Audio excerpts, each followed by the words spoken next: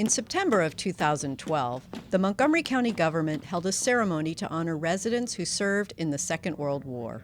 I want to welcome you to a very special day as we honor more than 150 veterans of World War II who are here with us today, and remember the many who served America and the entire world 70 years ago. To prepare for the event, a handful of World War II veterans who currently live in Montgomery County shared their stories for production crews. For 13 days, we walked. Their experiences spanned the globe, serving in the Army, Navy, Marines, Army Air Corps, and Merchant Marines. Evident in each interview is their patriotism, courage, work ethic, and modesty. This is truly a great generation.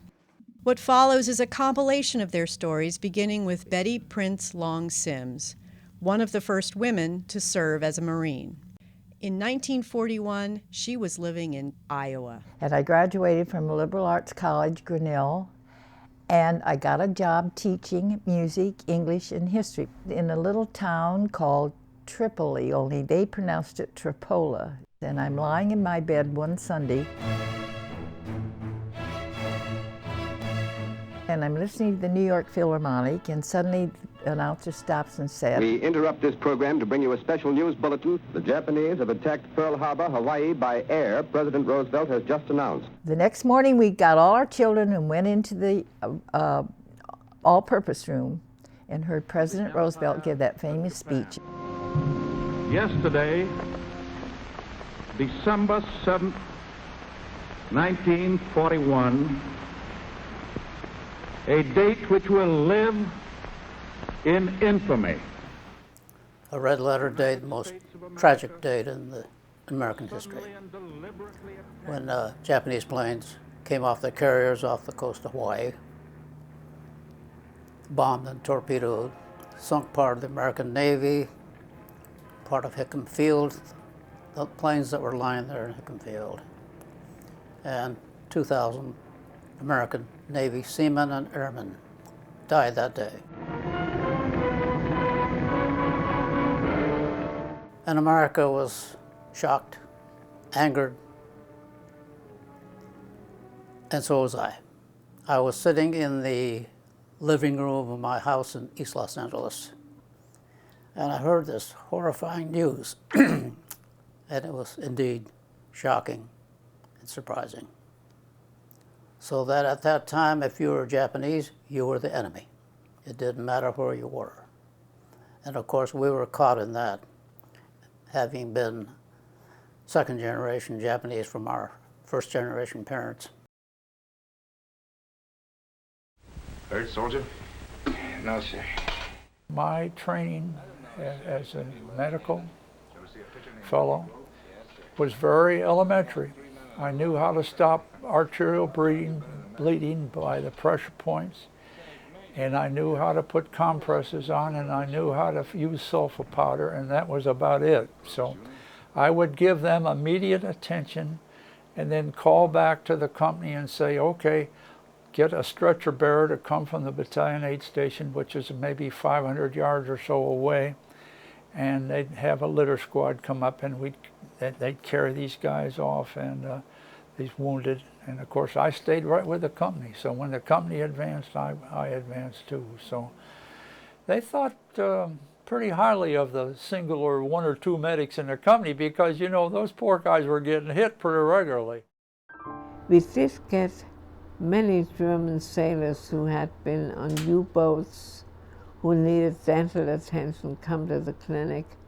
I had to give the Hippocratic Oath, and I had to treat these the same as anybody else.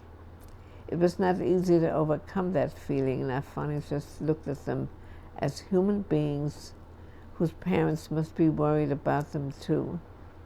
And I took care of them conscientiously. I'd do it all over again if I had a chance.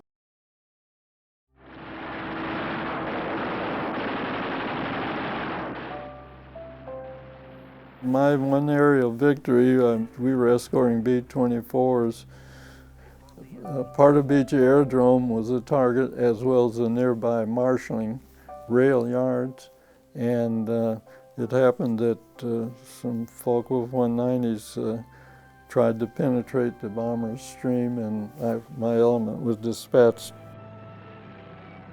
And the pilot chose to dive toward the ground from the formation altitude, to try to gain speed to get away. Fortunately, I was able to stay with him, and he made a right turn, and I just happened to be in the right position to damage the aircraft, and he crashed on the airfield. Our mission was destroy the aircraft or destroy the facility. We weren't out to kill Germans. The way I put it, we wanted to destroy the war-making potential.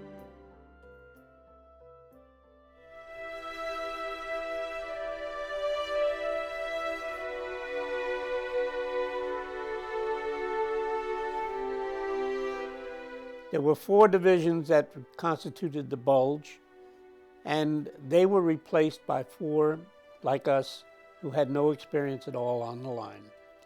But they figured that we could hold it because there was no activity at all at that time. And basically there wasn't any for about a month, and then all hell broke loose. In Linz, there was a large modern apartment development called Bindemickel, and they put the displaced persons in there. And my job was to go to Bindemickel every Friday afternoon with a clipboard and take a census of the residents so that we could provide food and other supplies the following week. Well, one day I knocked on the door, and a rather shriveled guy came to the door, and behind him was standing a woman and 2 children. It was very unusual to see children, because in the death camps and the labor camps, children rarely survived. And then I happened to look over the shoulder of this man, and there was a photograph, tattered photograph, tacked to the wall. And he looked very familiar to me. It looked like my Uncle Irving, who was running his drugstore in Springfield Gardens, Long Island at the time, and very much alive. And so I asked him in my broken Yiddish, I said, "Wie ist das? Who is this?" And he said, my father, he was killed in Warsaw by the Nazis. And so after some conversation in my broken Yiddish, I found out that this guy was related to my Uncle Irving, and that this guy whose picture was on the wall was my Uncle Irving's uncle, in other words, the brother of his father. Now, we had assumed that all of our relatives, being Jewish, had been annihilated during the Holocaust. And so I had stumbled upon the only remnants of my family that had survived the Holocaust in Europe.